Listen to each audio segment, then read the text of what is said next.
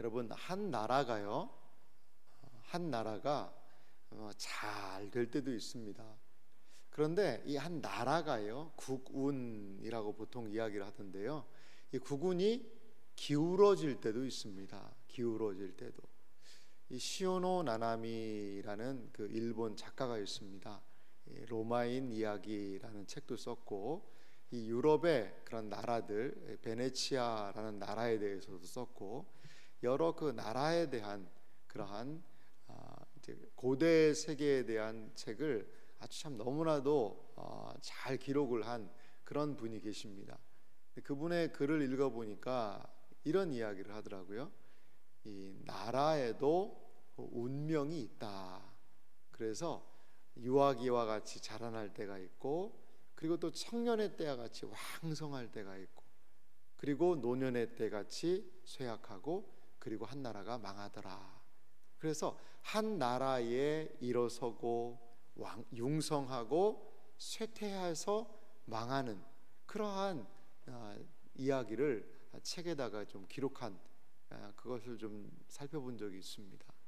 그렇습니다. 우리 시대는 뭐 나라가 망하고, 왜냐하면 우리는 뭐 길어봤자 우리가 감지하고 느끼는 시간이 뭐 5, 60년, 뭐 길게 잡았자 100년이기 때문에 나라가 망하고 뭐 이런 것들이 잘 느껴지지는 않습니다. 하지만 역사라는 것은 분명하고 명확하게 한 나라의 흥망성쇠를 얘기하고 있다는 거죠. 우리가 살피는 예레미야는요, 매우 긴 내용입니다. 예레미야는 52장이지만요, 이 분량 면에서는 상당히 내용이 많습니다. 물론 우리는 이번 7월과 8월에 예레미야를 살피면서 예레미야 한 25장까지 정도밖에 살펴보지 않습니다만, 예레미야 전체 내용을 보면은요, 선지서고, 그리고 이 예레미야 뒷부분을 가면요, 역대기라든지 열왕기에서 다루지 않은 역사 이야기까지 등장합니다. 역사서로서도 예레미야 뒷부분이 상당히 많은 정보를 우리에게 주고 있습니다. 이스라엘 백성들이 예루살렘이 함락된 이후 어떤 일이 있었는가가 궁금하면 그 예레미야 뒷부분을 보면 역사적인 전언을 전하고 있습니다. 단순하게 그냥 하나님으로부터 받은 계시만을 전하고 있지 않고요, 이들이 예루살렘 성이 완전히 망한 이후에 그 남은 자들의 삶은 어떠했는가, 이러한 부분들, 참 우리가 생각할 때 그렇게 성이 망하고 하면 하나님께로 돌이켜서 하나님 잘못했습니다, 죄송합니다 하지만요, 그들이 그렇게 회개하지 않습니다. 선지자가 이것이 하나님의 뜻이다라고 이야기해도요, 따르지 않습니다. 그러한 역사적인 스토리도 이 예레미야가 품고 있고요, 그리고 앞에 보면 이 예레미야와 선지자의, 예레미야와 하나님의 그러한 주고받는 대화도 볼 수가 있고요, 그리고 이 예레미야가 이 불타는 이 마음이 있어요. 내 심령이 불타는 것 같다라는 그 마음이 있잖아요. 예레미야가 어떤 선지자죠? 눈물의 선지자라고 우리가 보통 이야기를 합니다. 많은 감수성이 풍부한 이야기도 있고, 하나님께서 왜 책망하시는지에 대한 이야기도 있고, 여러 가지 다양한 이야기들을 예레미야는 포함하고 있습니다. 시위대 뜰에 갇히기도 하고, 거기서 하나님 저를 좀 기억해 주세요, 목숨의 위태로운 위험을 경험하기도 하고요.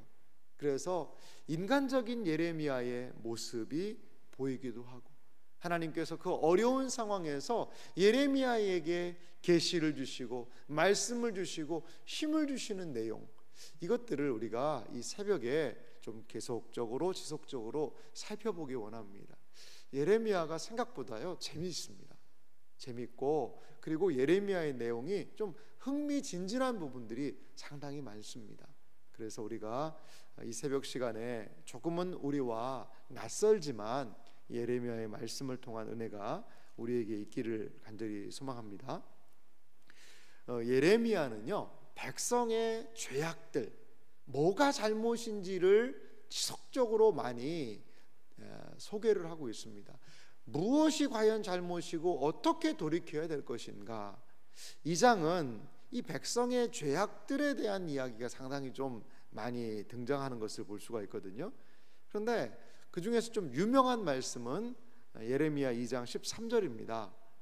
이 백성들이 한 잘못에 대해서 2장 13절에 이렇게 얘기하고 있는데요. 오늘 본문은 아닙니다만 전체 의미를 이해하기 위해서 지금 제가 읽어보겠습니다. 내 백성이 두 가지 악을 행하였나니 곧 그들이 생수의 근원되는 나를 버린 것과 스스로 웅덩이를 판 것인데 그것은 그 물을 가두지 못할 터진 웅덩이들이니라. 이스라엘 백성이요 두 가지 악을 행했다는 거예요. 요약적으로 제시하고 있습니다. 그것이 무엇입니까? 하나님 버린 겁니다. 하나님을 믿지 못하는 거예요. 하나님을 더 이상 섬기지 않는 모습, 이것이 이스라엘 백성들이 범한 죄악이죠. 악입니다. 또 하나가 있어요. 그것은 무엇이냐? 이것이 소극적이었다면 적극적으로 한 일이 있습니다. 그 적극적인 것은 스스로 웅덩이를 판 거예요. 스스로 독립을 이제 선언한 겁니다. 하나님 없이도 내가 살아보겠습니다 라고 스스로 웅덩이를 팠다라는 거죠. 웅덩이를. 그런데 그 웅덩이도 좀 잘 파면 좋아요. 근데 이스라엘 나라는 물이 귀한 나라지 않습니까?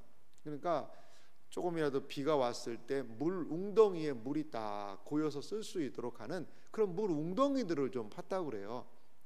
그런데 그 물 웅덩이가요, 거기가 뭐 석회암지대가 많고 하니까 그 물을 담을 수 있는 웅덩이를 파는데 이게 쉽게 말하면 항아리가 깨지듯이, 바닥이 깨지듯이 그 집안이 깨진 집안이에요. 물이 고이지를 않고 줄줄줄줄 새는 겁니다. 새는 거예요. 이게 지금 이스라엘 모습에, 이스라엘 백성들의 모습에 이게 한계라는 거죠. 하나님 떠났습니다. 하나님 없이도 하나님 우리 이제 잘 살 수 있습니다. 독립 선언했어요. 그런데 살겠다고 그래서 어디 보자 어떻게 하나 봤더니 웅덩이라고 팠는데 물이 줄줄줄 셉니다. 이게 지금 이스라엘의 형국이라는 거죠.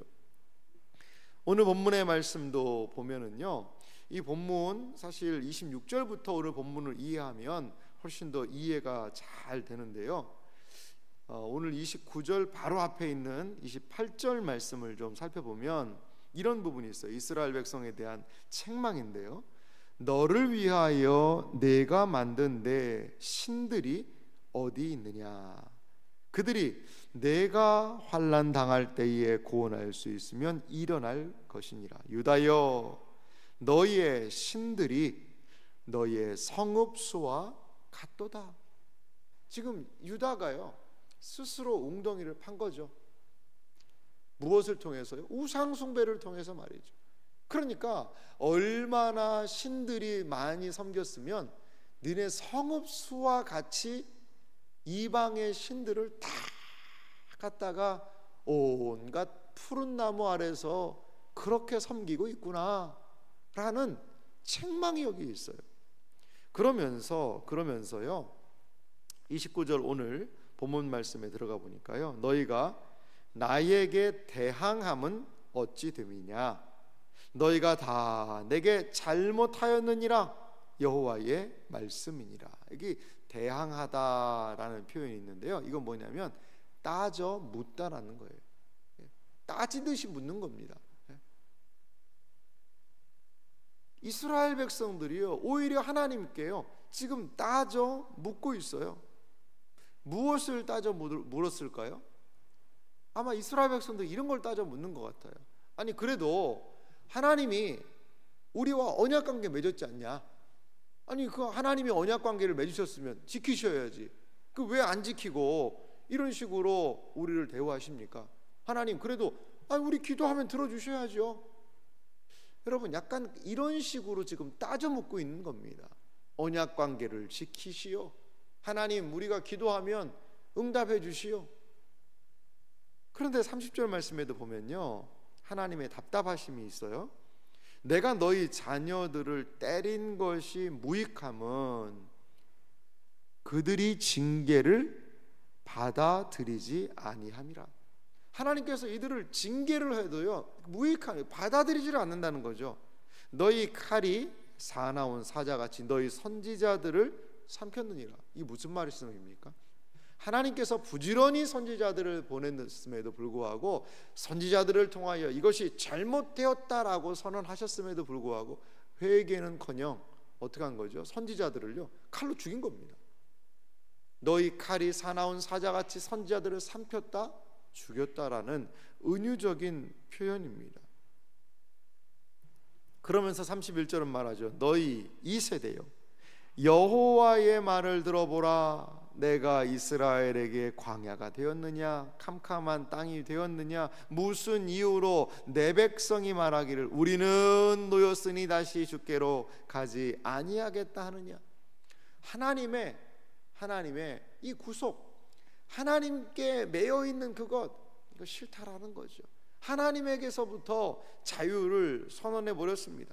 그래서 광야길로 캄캄한 길이라도 그냥 어디든지 하나님으로부터 우리는 이제 자유하다라고 이들은 각자 갈 길로 갔다라는 거죠. 그러면서 32절에 처녀에 대한 비유를 합니다. 처녀가 어찌 그 폐물을 입겠느냐, 신부가 어찌 그 예복을 입겠느냐. 오직 내 백성은 나를 잊었나니 그 날수는 셀 수 없거늘. 자, 처녀, 신부. 여러분, 신부가요 웨딩드레스를 잊어버린 신부가 어디 있겠어요? 신부라고 얘기를 해요. 근데 웨딩드레스를 안 입었어요. 그럼 신부 아니죠. 신부가요, 처녀가 폐물, 이 폐물이 얼마나 결혼할 때 중요합니까? 근데 폐물도 그거 다 잃어버렸다는 거죠. 아니, 폐물을 잃어버린 신부가 어디 있고 웨딩드레스를 잃어버린 신부가 어디 있냐라고 하나님이 말씀하시면서, 근데 너희는 뭐라는 거죠? 나를 잊었다. 내 백성이고 내가 이스라엘의 신랑이고 너희들이 신부인데 너희들이 왜 나를 잃어버릴 수가 있니? 라고 지금 하나님이 이야기를 하시면서 그렇게 한 날수를 셀 수도 없다라고 지금 선지자를 통해 말씀하십니다. 그런데요, 하나님의 사랑에서 멀어졌고 이들이 하는 행동이 있어요. 그건 뭐냐면 33절입니다. 내가 어찌 사랑을 얻으려고 내 행위를 아름답게 꾸미느냐? 그러므로 내 행위를 악한 여자들에게까지 가르쳤으며 어찌 사랑을 얻으려고. 자, 하나님은 더 이상 사랑하지 않으려고 그래요. 그리고 누구를 사랑하려고 할까요? 여기서 사랑이라는 표현은 이방 나라의 도움을 얻겠다라는 심산이라는 거죠. 그것은 36절에도 나와 있습니다. 내가 어찌하여 내 길을 바꾸어 부지런히 돌아다니느냐? 내가 아수르로 말미암아 수치를 당함같이 또한 애굽으로 말미암아 수치를 당할 것이라. 이스라엘 백성의 사랑의 대상이 아수르에서 애굽으로 뒤바뀌고 있는 이러한 부분을 볼 수가 있는 거죠. 여러분, 하나님에 대해서 사랑, 그 하나님의 관계에서의 독립을 선언하고 광야길로 가듯이 이들이 줄다름질을 쳐서 어디로 갔어요? 이방 나라들을 섬기는 겁니다. 사실 이 예레미야 시대에 고대 세계의 패권을 누가 잡고 있었느냐? 그래도 아수르, 역사적으로 아시리아라는 나라가 있습니다. 이 아수르가 상당한 영향력을 미쳤습니다. 근데요, 아수르는 약간 진운해였어요. 그러니까 아수르로부터 북왕국 이스라엘이 망했죠. 남왕국 유대도 계속적인 위협을 당하고 있었습니다. 그러니까 아수르로부터 완전하게 이제 독립을 하기 위해서 어디로 가느냐? 이 남왕국 유다가 어디랑 손을 잡기를 원하냐면 이 애굽으로 손을 잡기를 원합니다. 느헤미야 뒷부분에도 보면 이 망한 이스라엘 백성들에게 하나님께서는요 선지자를 통해 무슨 말씀하시냐면 니네들 바벨론으로 가라. 바벨론으로 가서 거기 있으면 다시 하나님이 회복시켜서 이 땅으로 보내줄 것이다 라는 이야기를 하는데도요 이 바벨론으로 가지 않습니다. 그리고 이들은요 어디로 가느냐? 다 애굽으로 가요. 애굽으로 다 망명을 갑니다. 애굽이 우리를 살려줄 수 있다는 거죠. 이것은 전략적으로도 실패였어요. 애굽은 그 당시에 고대 세계의 패권 국가였긴 했지만 그때 많은 힘을 상실한, 더 이상 일어설 수 없는 나라였거든요.